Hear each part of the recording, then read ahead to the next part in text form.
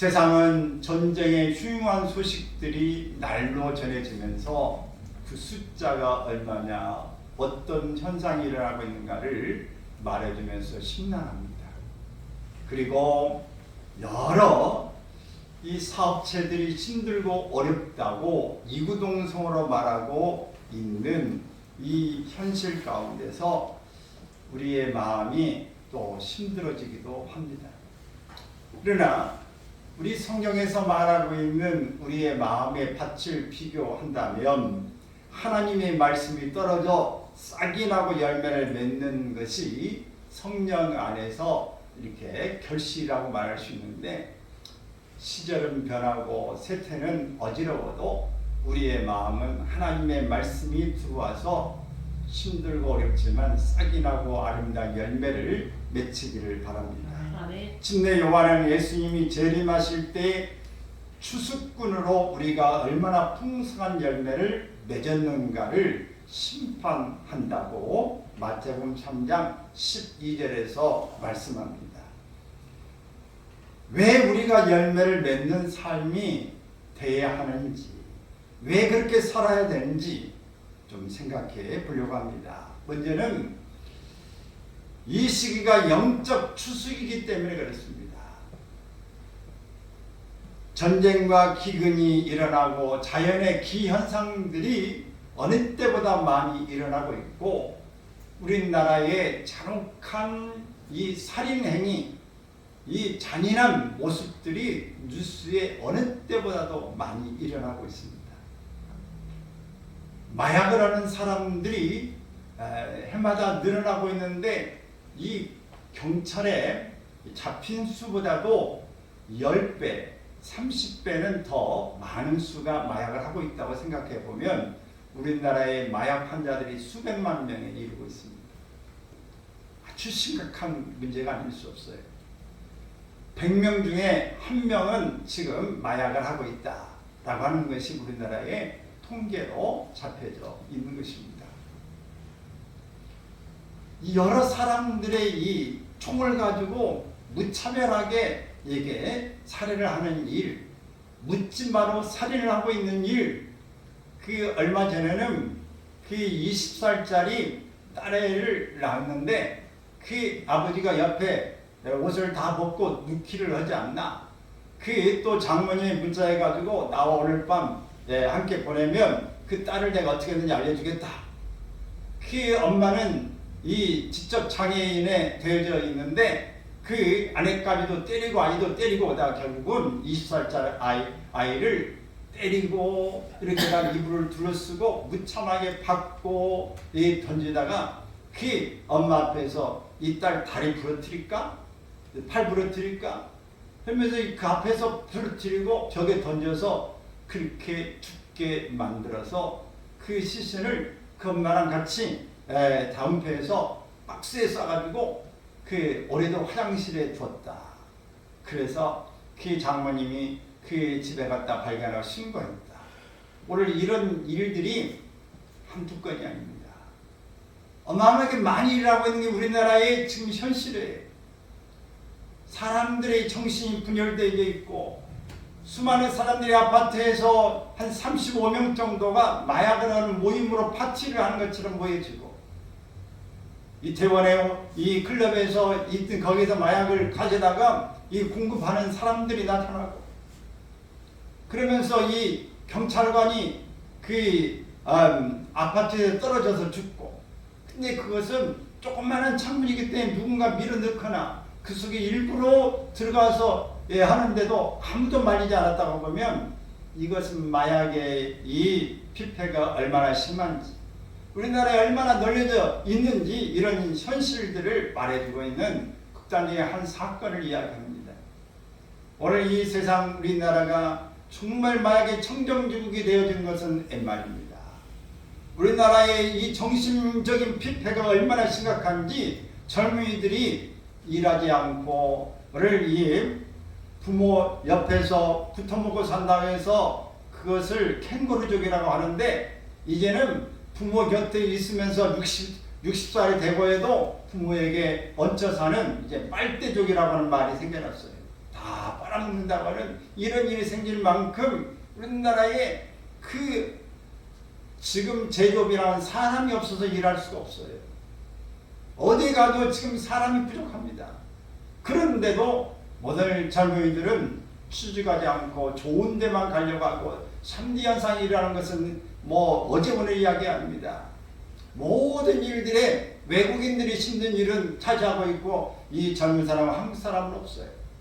앞으로 한국의 미래는 자리도 낳지 않고 힘든 상황이 되어지고 있는 이 부분, 바로 지금 주님이 오실 때가 얼마나 임박했는가를 말하고 있습니다. 세계 도처에 사람들의 모든 생각이 또 악해질 대로 악해져 있습니다.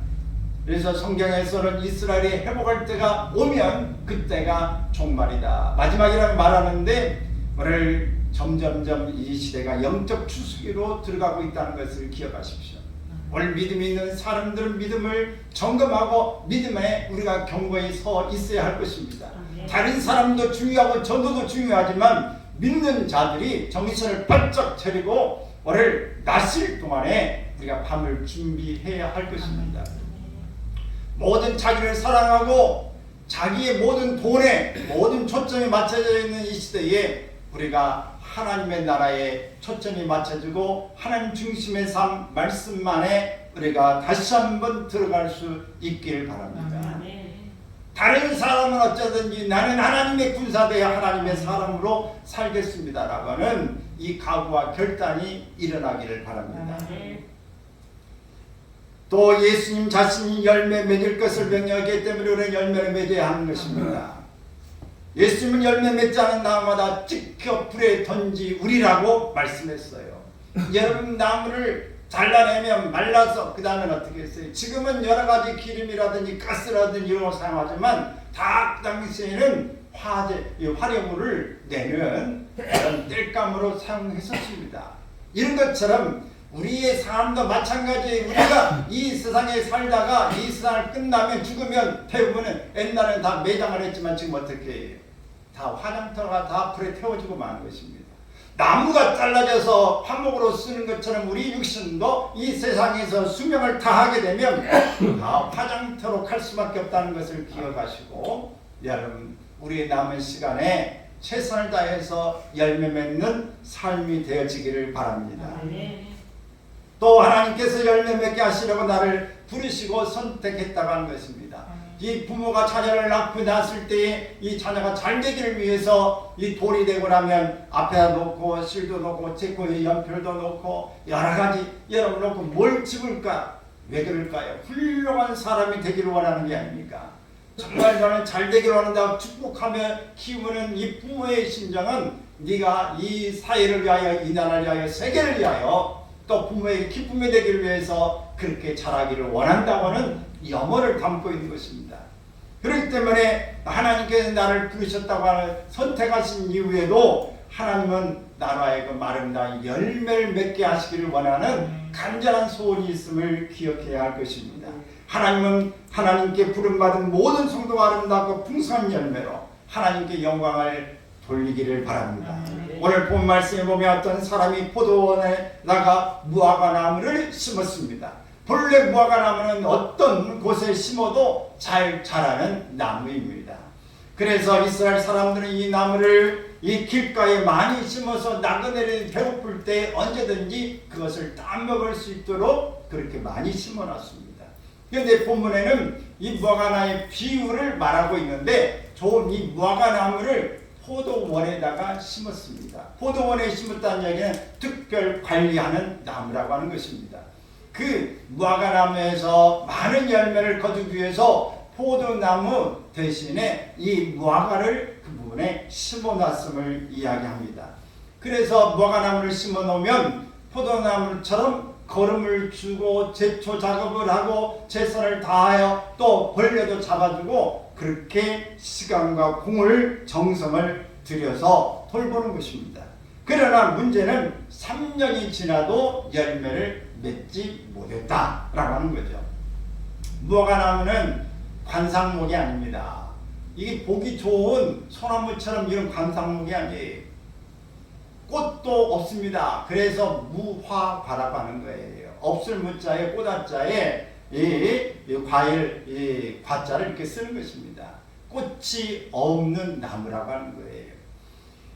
이리저리로 비틀어져서 제목으로도 쓸 수가 없고 이 꽃이 없기 때문에 아름다운 향기도 없는 나무입니다. 이 나무의 존재 가치는 오로지 열매밖에는 없습니다. 그런데 이 무화과나무는 열매가 없었습니다. 결국 무화과나무가 존재해야 될 이유가 없어졌다고 하는 것입니다. 이제 이 비유를 통해서 주님이 우리에게 주시는 교훈이 무엇인가 하는 것을 살펴보고자 합니다. 이제 이 본문 7절에 보게 되어지면 주인이 포도원 지기에게 이렇게 이야기합니다. 시작. 내가 3년을 봐서 이 무화과에서 열매를 구하되 얻지 못하니 찍어버리라. 물을 주고 거름을 주면서 기다렸습니다. 그러나 열매가 없기 때문에 그 많은 시간과 노력을 모두 낭비해 버린 것입니다. 여기서 3년이라는 시간은 무화과를 심은 지 3년이 아니라 열매를 맺혀야 될 3년을 이야기하고 있습니다. 흔히 시간이 돈이다 라고 말합니다.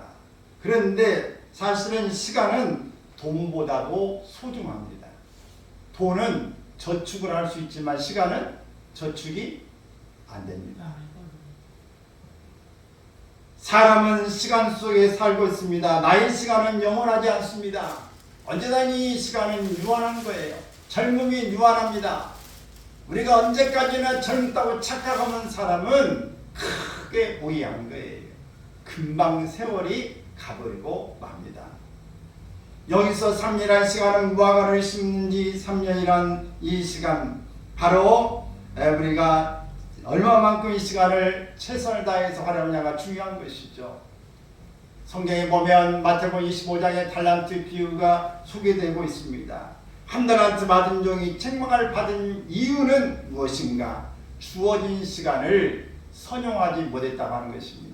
내가 너에게 이 기간을 주고 이 돈으로 장사를 하고 최선을 다해서 한번 살아봐라고 말했는데 땅에 묻어두고 그 기회를 살리지 못했다고 하는 것입니다. 주어진 기회를 잊어버릴 때에 찍어버리라고 하는 무서운 말씀이 들려진다고 하는 것입니다. 이 한 달란트를 주고 계산할 때가 와서 너는 어떻게 했냐고 말할 때의 주인은 정말 진짜 한 데서 거두고 해치 한 데서 모으는 줄 내가 알았기 때문에 주인이 내가 무서워서 땅에 묻어뒀습니다 할 때 네 악하고 게으른 종아, 네가 그것을 선용하지 못하고 그대로 줬으므로 그것을 돈을 10달란트 받은 사람에게 줘라 이렇게 말하면서 그는 책망을 받고 있는 것도 뺏겨버리고 말았습니다. 우리가 이 말을 하면 찍혀버리고 만 거예요. 더 이상 사용되지 못하는 사람이 되고 마는 것입니다. 무서운 말씀 아닙니까? 오늘 모든 직장에서도 마찬가지고 일하지 못하고 일을 책임을 맡겨봤는데 최선을 다하지 못하고 오히려 아무것도 안 한다면 무책임한 사람이라고 한다면 직장에서 퇴직을 이제 종용받을 수밖에 없는 것입니다. 신약 성경에는 두 개의 시간에 대해서 다른 뜻을 가진 낱말이 소개되고 있습니다. 그 하나가 크로노스라고 하는 이 단어인데 이 크로노스라는 말은 보통 사용하는 시간의 개념을 말합니다. 우리가 1시, 2시, 3시 이렇게 말하는 시간을 이야기하는 것이죠. 다른 하나는 카이로스라고 하는 말입니다. 이것은 일의 질에 따라서 측정하는 시간 개념입니다. 그러므로 이 카이로스적인 시간 개념의 계산법에 의하면 내가 100년을 살고 1000년을 살고 아무리 오래 산다고 하더라도 일의 질적으로 정말 의미 있는 시간이 되지 못한다고 한다면 그 시간은 단 몇 년에 불과할 수도 있습니다. 의미 없는 시간이 되어버릴 수도 있다고 하는 것을 기억해야 할 것입니다. 그러므로 여러분, 오늘 우리가 하나님 앞에 살 때에 인생의 삶은 주어진 시간을 어떻게 사용하냐에 따라서 결정된다는 것을 기억하시고 의미 있는 삶이 되시기를 바랍니다. 아멘. 하나님은 모든 사람에게 공평하게 시간을 주셨습니다. 1년 며칠입니까? 365일. 몇 시간일까요? 계산 안 해봐서 모르시죠? 그럼 8760시간을 이야기합니다. 8760시간. 그런데 우리는 이 귀한 시간을 어떻게 사용하고 있습니까?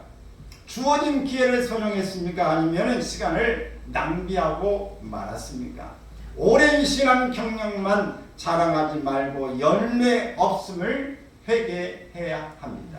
직장에서도 마찬가지, 가정에서도 마찬가지, 최선을 다하지 못할 때에 쫑나고 맙니다. 쪼각나고 맙니다. 여러분 모든 가정도 최선을 다하지 못하여 가정을 일구지 못하면, 가꾸지 못하면 가정은 깨지는 거예요. 남편이 역할을 못하고 아내가 역할을 못하고 자녀가 역할을 못하면 가정은 풍지박산되거나 깨져버리고 맙니다. 직장에서 역할을 못하면, 대표가 역할을 못하거나 모든 직분자가 직제가 역할을 못하면 문제가 생깁니다.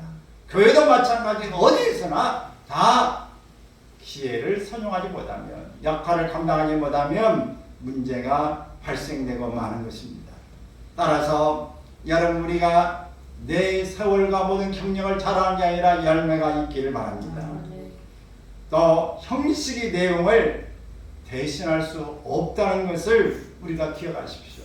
이 무화과의 비유에서 말하는 것입니다. 예수님이 이른 아침에 예루살렘 성으로 들어오실 때에 시장하셨다고 성경에 말씀하고 있습니다. 그때 길가에 한 무화과 나무를 바라보셨는데 시장하시기 때문에 먹을 것이 있는가를 봤는데 무화과가 없는 것입니다. 입만 무성합니다.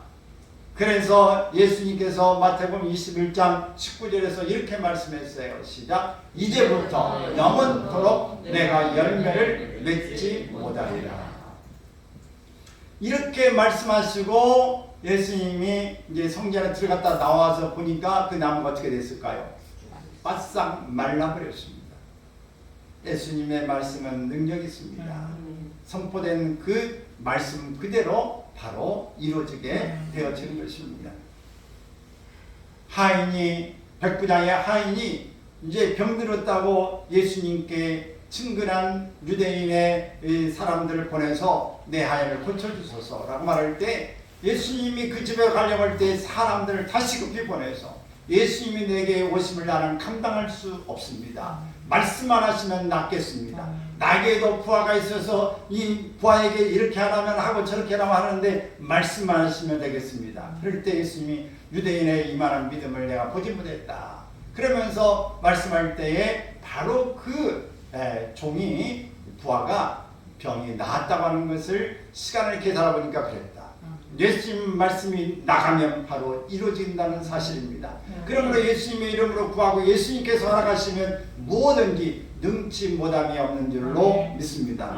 우리는 이 열매가 없으면, 우리 형식만 있고 내용이 없는 것은 주님이 인정할 수 없는 것입니다.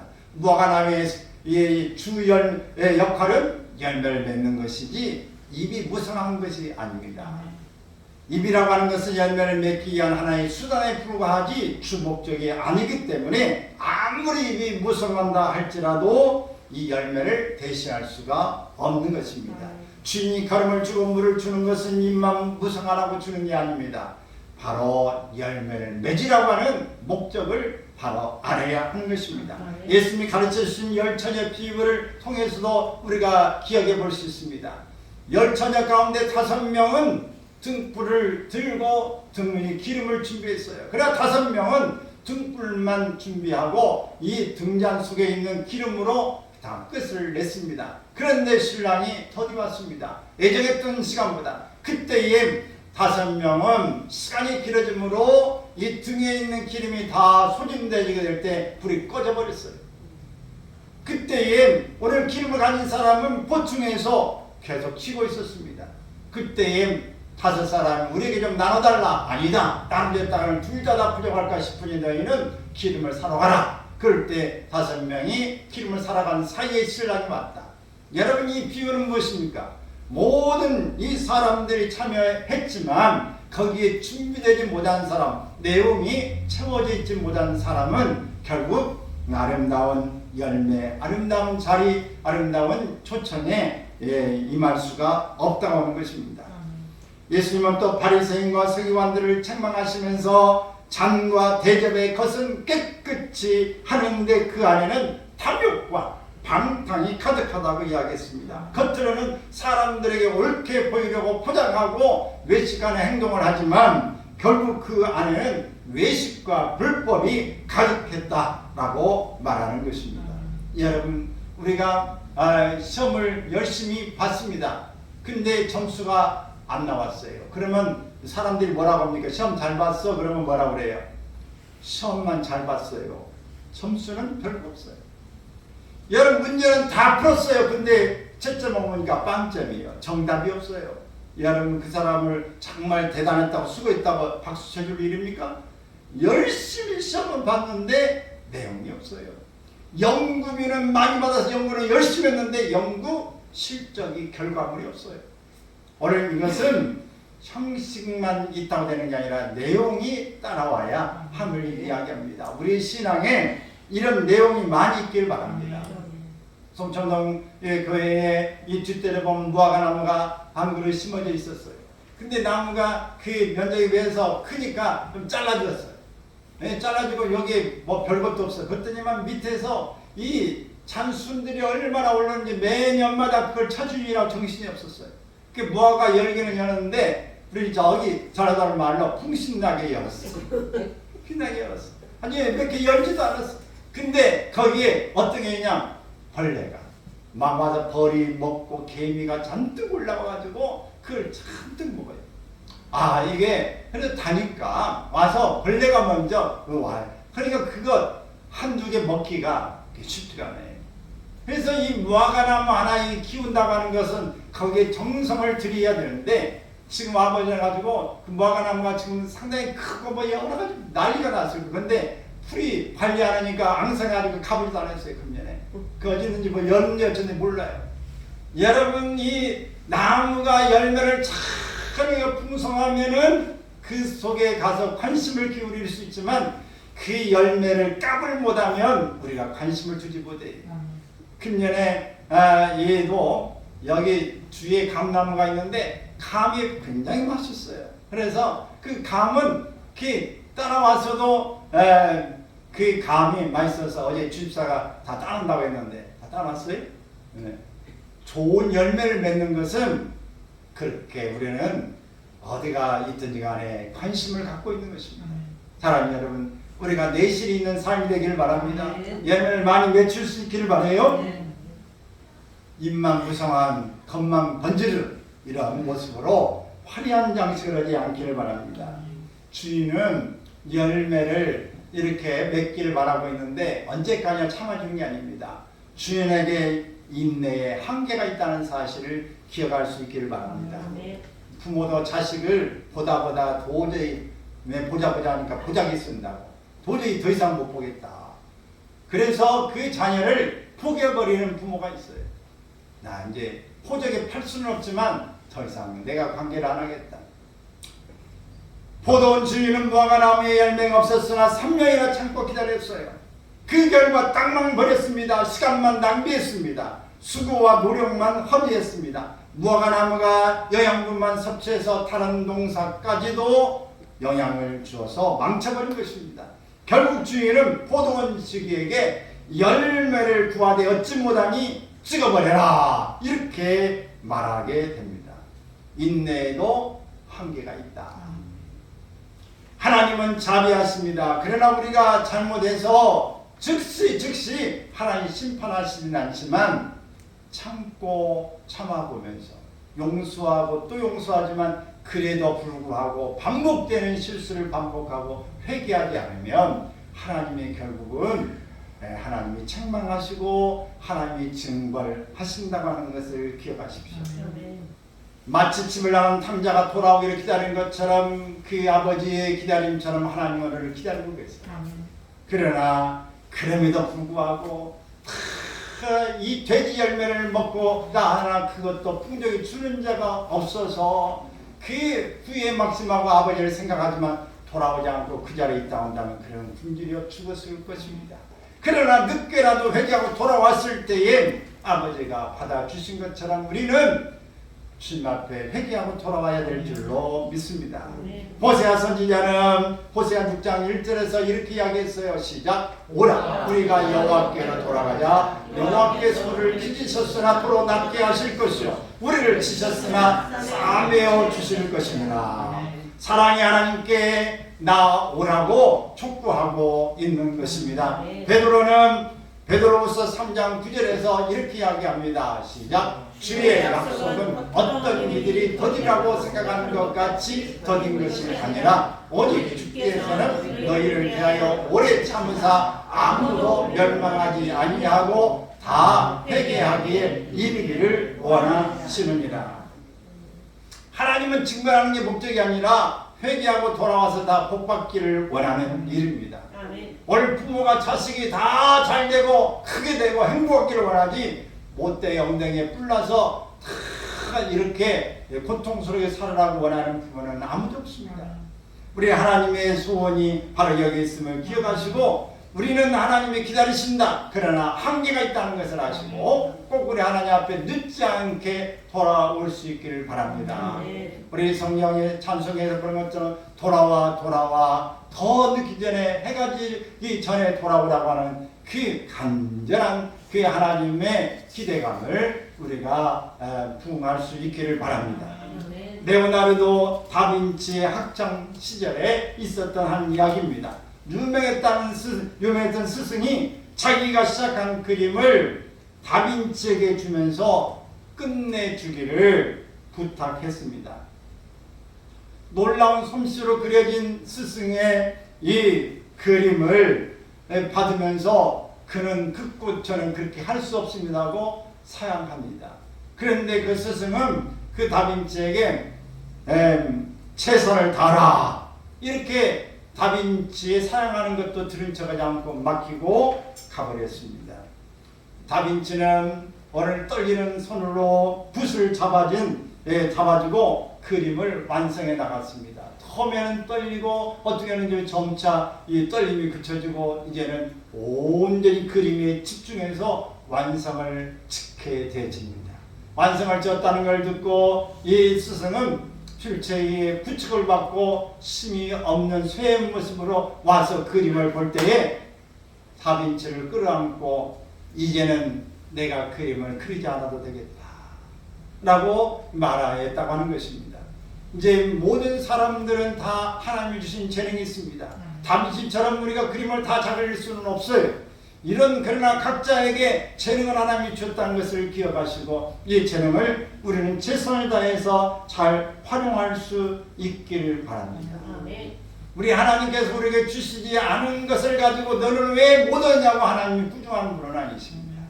우리에게 주신 것을 가지고 주신 것에 대해서 최선을 다하지 못했다는 것에 대한 책임을 묻는 것입니다.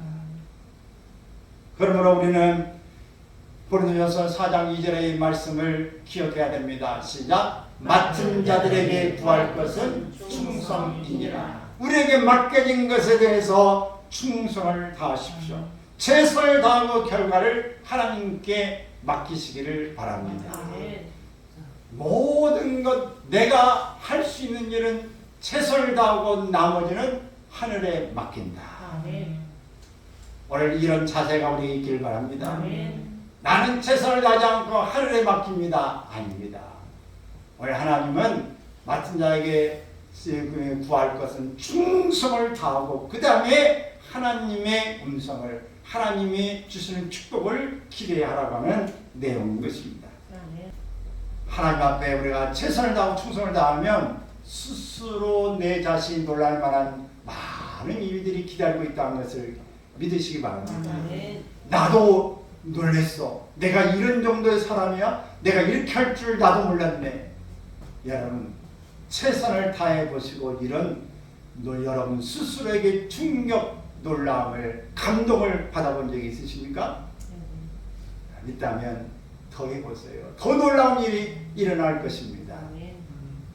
사랑하는 여러분, 하나님의 사랑과 인내에는 한계가 있습니다. 하나님의 인내 기한이 지나면 무서운 심판이 기다리고 있습니다. 마태복음 3장 16절에 예수님께서 이렇게 말씀하셨어요. 시작. 이미 도끼가 나무 뿌리에 놓였으니 좋은 열매를 맺지 아니하는 나무마다 찍혀 불에 던져지리라. 아멘. 한없이 기다려 주시는 하나님이 아니시고, 하나님이 기다리시는 것은 우리의 가운데 아름다운 열매를 기다리고 있다는 것을 기억하십시오. 이 좋은 가을날 여러분, 멋진, 정말 지난 한 주간은 하늘 며칠간 쳐다보면서 세상에 이렇게 아름다운 하늘을 나 처음 봤다. 그 하루 한 번은 지금까지 살아오면서 60이 넘게 살아온 이 세월 가운데 그렇게 멋진 티 하나 없이 푸른 그 색깔, 바다색도 아니고요, 너무 맑은 하늘, 전철 다 여기에 들어왔는데 티가 구름 하나 없는 그 맑은 청면 하늘로 높은 그 하늘을 보면서 감탄했어. 이렇게 아름다운 하늘은 처음 봤다. 그 다음 날 보니까 구름이 좀 하얀 것들이 좀 있고, 예, 그랬는데 그렇게 멋진 날은 처음 봤어. 여러분, 이 좋은 날에, 이 아름다운 멋진 가을에 여러분 구경도 하고 먹기도 하고 놀기도 해야 되지만, 오늘 하나님 우리에게 주시는 여러 재능과 맡겨진 일들의 아름다운 열매를 맺히길 바랍니다. 중생동을 통해서 여러분 스스로도 놀라고 하나님은 박수치고 착하고 충성된 종아 잘하였도다. 내가 더 큰 일을 내게 맡기리니 내 즐거움에 참여하리라. 오늘 이런 음성이 들려지는 가을이 되시기를 주의 이름으로 축원합니다.